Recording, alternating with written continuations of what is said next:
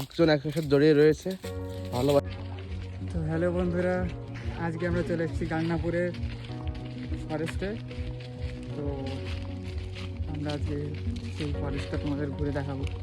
তো আমাদের সঙ্গে এসছে আমাদের একটা বন্ধুরা, এই যে আর দাদারা এসছে। তো আমরা এই কাজও নিয়ে এসেছি, আর এখন এই ফরেস্টের এই পুকুর পাড়টায় চলে এসেছি, আমরা দেখাচ্ছি। এখানে কিন্তু অনেক লোক ঘুরতে আসে, চাইলে তোমরাও কিন্তু এখানে ঘুরতে আসতে পারো। খুব সুন্দর জায়গাটা। হ্যাঁ, কি সুন্দর জায়গা।